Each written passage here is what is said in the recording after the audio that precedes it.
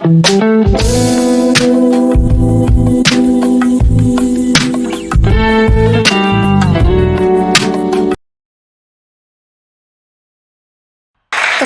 untuk belajar, kesempatan untuk berproses, kesempatan untuk bergumul dengan ilmu pengetahuan. Sebagai mereka yang mendapatkan kesempatan, sebetulnya anak muda kita semua ini hanya dibedakan menjadi 4. Pertama adalah kita yang melakukan segala sesuatu dengan standar baik, a good one. Memanfaatkan, melakukan apapun yang diberikan pada kita dengan standar baik. Lakukan saja standar baik kita and that's it. Jadikan itu sebagai tangga pertama. Tak perlu bandingkan diri dengan orang lain. Sepertinya si Fulan dia lebih pintar dari saya. Sepertinya si Fulan hafalannya lebih kencang dari saya. Tak perlu bandingkan diri dengan orang lain karena standarnya pasti beda. Lakukan saja standar baik kita and that's it. Jadikan tangga pertama. Is that enough? That's not enough. Akan ada seleksi alam besar-besaran teman-teman. Kita ratusan pasang mata yang hadir hari ini, detik ini, apa yang membuat kita hari ini punya kesempatan yang sama? Apa yang membuat kita punya kesempatan yang sama?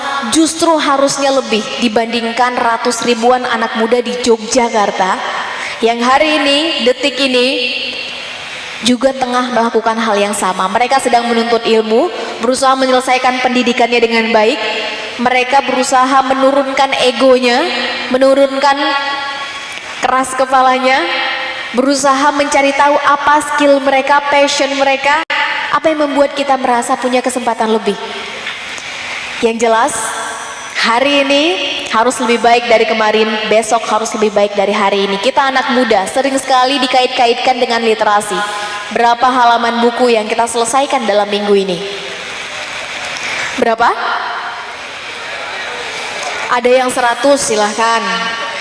Ada yang 50, boleh. Ada yang 10, boleh. Ada yang 5, tak ada masalah. Kalau teman-teman selesaikan 5 halaman dalam minggu ini, syukur minggu depan sudah bisa ditambah jadi 10.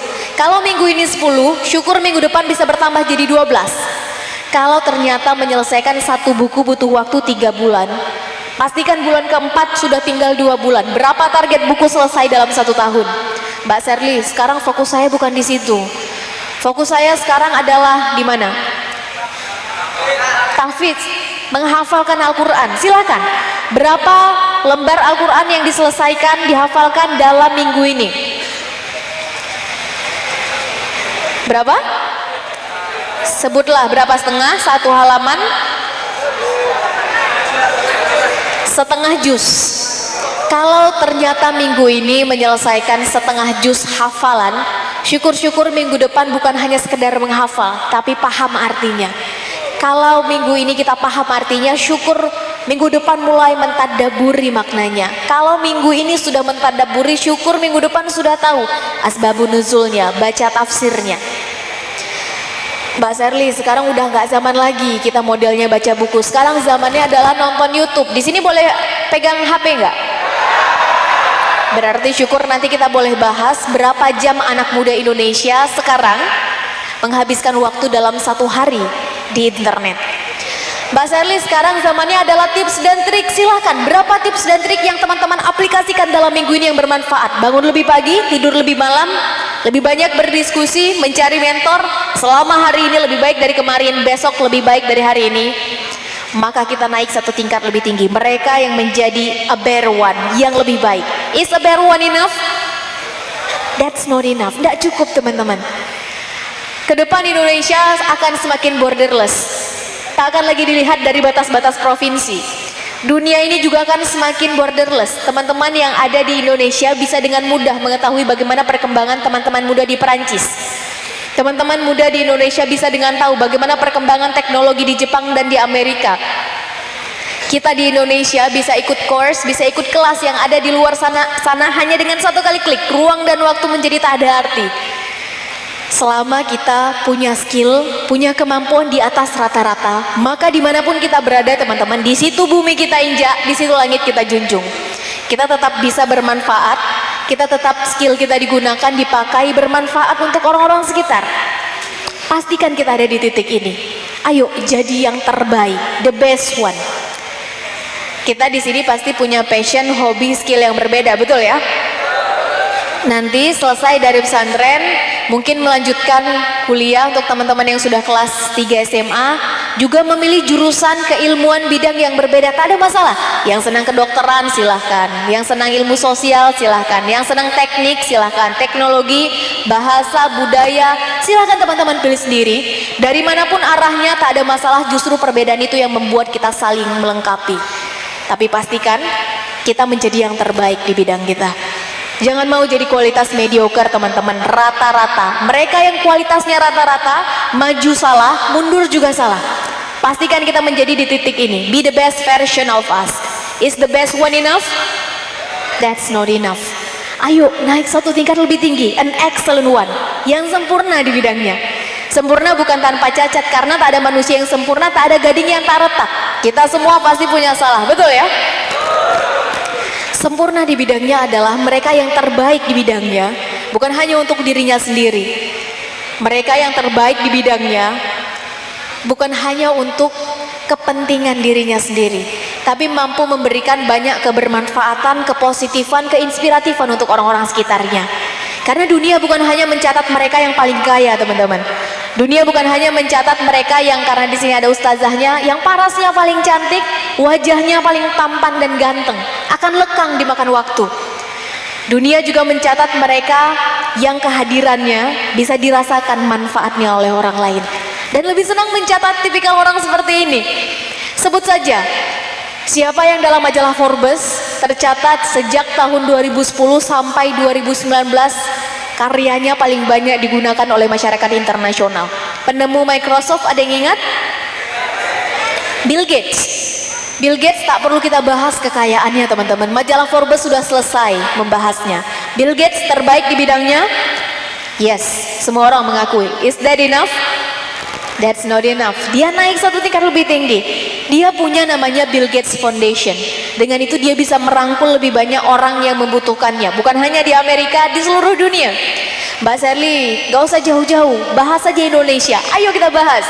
Salah satu bapak pendidikan di Indonesia, penemu teori 4T yang membuat pesawat terbang bisa lepas landas dengan sempurna, yang baru saja meninggal beberapa bulan yang lalu, almarhum B.J. Habibie. Terbaik di bidangnya? Yes, nasional internasional mengakui. Is that enough? That's not enough. Dia naik satu tingkat lebih tinggi. Dalam dunia pendidikan, dia punya namanya Habibie Center. Salah satu misinya adalah mencetak lebih banyak Habibie muda di Indonesia. Kita baru membahas 2, teman-teman. Belum membahas para Khulafaur Rasyidin, para sahabat Nabi yang karyanya sampai sekarang kita manfaatkan, kita rasakan, kita pakai, kita gunakan. Ada tidak ada mereka, manfaat mereka terus bisa dirasakan. Jangan mau jadi anak muda eksklusif, teman-teman. Hanya berpikir tentang diri sendiri. Saya nanti sesudah selesai dari sini, saya akan lanjut ke kuliah di mana. Selesai kuliah saya akan bekerja di mana. Ketika bekerja tiap bulan gaji saya berapa, saya tiap bulan jatah saya berapa. Ketika sudah tua duduk di kursi mana, saya terus nggak selesai. Dunia ini terlalu luas untuk kita kecilkan dengan masalah yang kita sendiri yang buat di pikiran kita. Dunia ini terlalu lebar untuk kita kerdilkan dengan masalah yang kita sendiri yang buat di pikiran kita. Ayo kita ganti kata saya dengan kata kita. Bagaimana kita di Yogyakarta 5-10 tahun ke depan? Di mana posisi anak muda?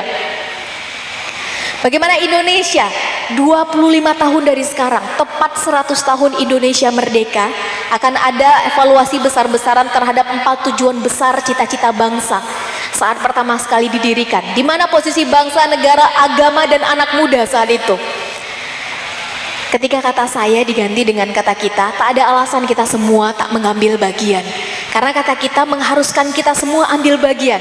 Sekarang sudah bukan masanya lagi kita bicara tentang seberapa besar bagian yang bisa saya ambil. Sekarang waktunya adalah seberapa mau saya menjadi bagian dari perubahan. Yang jelas teman-teman, bicara tentang perubahan, bicara tentang hal besar tadi, maka sebetulnya pertanyaan besarnya adalah yang paling fundamental, dari mana sebetulnya kita bisa mulai, betul nggak? Kita ngelihat tema di depan, Nations Next Generation. Dari mana sebetulnya kita bisa mulai sebagai generasi yang selanjutnya yang akan datang? Tak akan ada perubahan besar terjadi teman-teman tanpa adanya akumulasi perubahan kecil. Dan partikel terkecil perubahan ada di diri kita sendiri, di mindset kita sendiri. Hanya ada dua teori perubahan di dunia ini. Satu revolusi, dua evolusi. Revolusi artinya cepat, speed, kecepatan. Sekarang zamannya bukan lagi yang besar mengalahkan yang kecil, yang kaya mengalahkan yang miskin. Sekarang industri 4.0 meniscayakan yang cepat mengalahkan yang lambat. Kecepatan adalah kunci sekarang anak muda bergerak. Teman-teman, selama ini yang ditakutkan apa? Taklukkan apa yang teman-teman takutkan. Mbak Sherly, saya takut gagal selama ini. Habiskan jatah gagal kita semua saat muda. Punya jatah gagal 9, habiskan semua saat muda. Gagal 1 kali, masih ada 8. Gagal lagi, masih ada 7. Gagal lagi, kita tahu masih ada 6. Gagal lagi, masih ada 5, 4, 3, 2, 1. Sehingga tak ada alasan ketika sudah dewasa teman-teman tidak sukses. Semua jatah gagal sudah dihabiskan saat muda. Apalagi yang teman-teman takutkan? Mbak Sherly, saya takut bicara di depan umum. Sekarang maju ke depan, ambil mic-nya, cari mentornya, mulai pelajari dari sekarang. Setiap ada acara di sekolah, ambil bagian tanggung jawab. Jadi MC, jadi moderator, mulai pelajari dari sekarang. Apalagi? Mbak Sherly, saya ke depan pengen jadi seorang pengusaha. Tapi saya tidak tahu, belum paham digital marketing itu seperti apa. Ke depan trennya akan seperti itu. Besok cari kelasnya, kelas online dulu tak ada masalah. Cari mentornya, mulai pelajari dari sekarang. Mbak Sherly, saya takut berenang. Besok cari kolam renang, cemplungkan diri. Bukan untuk tenggelam ya. Cari mentornya, cari gurunya, pelajari. Apa yang kita takutkan teman-teman, datangi, pelajari. Taklukkan apa yang teman-teman takutkan. Bukan dijauhi. Semakin teman-teman jauhi, gapnya akan semakin jauh. Tak akan pernah selesai. Secara resiko jelas lebih besar, namun secara efektivitas waktu dan efisiensi jauh lebih tinggi. Atau pakai cara yang kedua, evolusi, berubah tapi pelan-pelan, butuh waktu. Dan mereka yang bisa sukses berubah tapi pelan-pelan ini adalah mereka yang punya kecerdasan paling tinggi pada manusia, yaitu kecerdasan daya tahan. Atau dalam bahasa Indonesia disebut konsistensi, dalam agama Islam disebut istiqomah. Memutuskan berubah, memutuskan berhijrah itu gampang teman-teman. Yang sulit adalah istiqomahnya. Dari Harvard University, Psychological Center-nya menyebutkan kecerdasan paling tinggi manusia adalah adversity question. Kecerdasan daya tahan, daya juangnya memperjuangkan sesuatu yang dia yakini.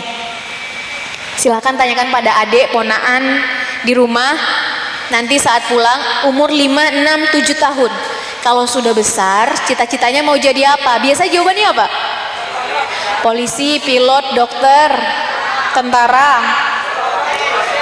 astronot, YouTuber, apalagi? Silakan teman-teman isi sendiri. Tapi coba nanti tanya lagi saat umurnya 24, 25, 26 tahun. Biasanya sudah berubah, betul nggak? Kenapa bisa berubah?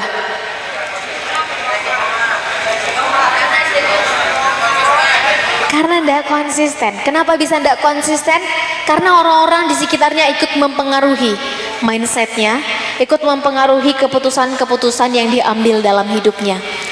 Kecerdasan paling tinggi pada manusia adalah daya tahan, daya juangnya memperjuangkan apa yang dia yakini.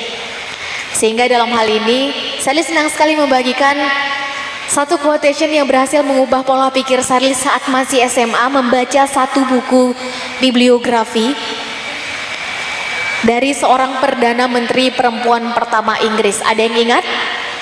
Margaret Thatcher pernah mengatakan, "What's your thought, for they become your words. Watch your words, for they become your actions. Watch your actions, for they become your habits. Watch your habits, for they become your character. Watch your character, for they become your destiny."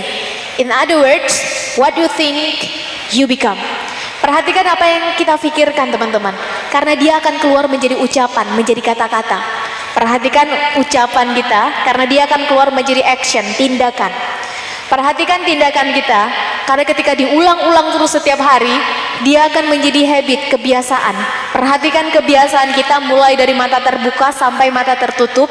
karena dia akan menjadi karakter. Perhatikan karakter kita, karena demikianlah takdir kita.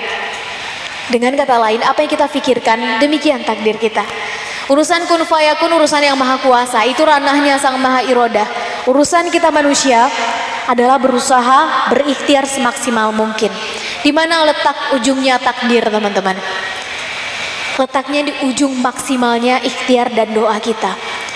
Sehingga kalau mulainya adalah dari mindset, pertanyaan besarnya adalah selama ini mindset kita, terkhusus yang ada di sini, umumnya adalah generasi muda di Indonesia karena next generation. Apa yang kita berikan nutrisinya pada pikiran kita? Apa yang kita baca, apa yang kita tonton, apa yang kita dengar, apa yang kita lihat, dengan siapa kita berdiskusi? Ini menarik, teman-teman. Mungkin tidak di sini, izinkan saya membagikan satu data karena kebetulan adalah seorang peneliti yang sekarang sedang menulis banyak tentang milenial. Tahun 2018, Indonesia ditempatkan sebagai negara ketiga paling aktif sosial media di dunia menurut The New Web. Pertama adalah India, kedua Amerika, ketiga Indonesia, keempat Meksiko, kelima Brazil. Dan tahun 2018 kita, anak muda Indonesia, menghabiskan waktu 8 jam di internet. Tahun 2019 menurut IDN Institute, anak muda Indonesia habiskan waktu 11 jam di internet, bertambah 3 jam dari tahun 2018. Kira-kira kalau teman-teman dapat waktu 11 jam di internet, teman-teman akan ngapain? Apa yang teman-teman buka, baca, tonton, lihat, dengar? YouTube boleh, Instagram boleh, Twitter boleh, main game boleh, apa lagi? Nge-WA, oke, WhatsApp, stalking boleh. Silahkan teman-teman isi sendiri. Al-Quran digital sekarang sudah banyak, baca Quran almat surat pagi sore boleh, silahkan. Silahkan teman-teman isi sendiri 11 jam di internet itu ngapain. Tapi data tadi menunjukkan bahwa mayoritas anak muda di Indonesia sekarang menghabiskan waktu 11 jam itu adalah di media sosial. Sehingga kita ditempatkan sebagai negara ketiga paling aktif sosial media. Pertanyaannya adalah, apa yang kita baca, kita tonton, kita lihat, kita diskusikan, kita dengar di media sosial sehingga membentuk mindset anak muda di Indonesia sekarang. Lebih banyak mana kira-kira yang membentuknya itu adalah sesuatu yang positif atau negatif? Silakan teman-teman isi sendiri. Lebih banyak mana mengarahkan pikiran anak muda cenderung realistis, pesimis, atau optimis, progresif melihat ke depan? Mungkin kita bisa berbeda karena yang ditonton antara si A dan si B beda. Lebih banyak mana yang menjadi trending di YouTube adalah konten-konten faedah atau unfaedah? Yang jelas teman-teman, bicara tentang anak muda generasi Z terkhususnya, kita bicara tentang industri 4.0, masuk sebentar lagi 5.0. Bicara tentang industri 4.0, 5.0 anak mudanya, maka sebetulnya kitalah objeknya, kitalah subjeknya. Stop sudah. Cukup anak muda jadi penonton, sekarang waktunya teman-teman persiapkan diri jadi pemain. Sudah cukup teman-teman anak muda selalu diwarnai, sekarang anak muda yang harus mewarnai. Daripada diwarnai dengan hal-hal yang cenderung membawa pikiran kita realistis, pesimis, ayo kita duluan yang mempersiapkan diri agar bisa mewarnai, membuat generasi teman-teman nanti menjadi generasi yang optimis, progresif.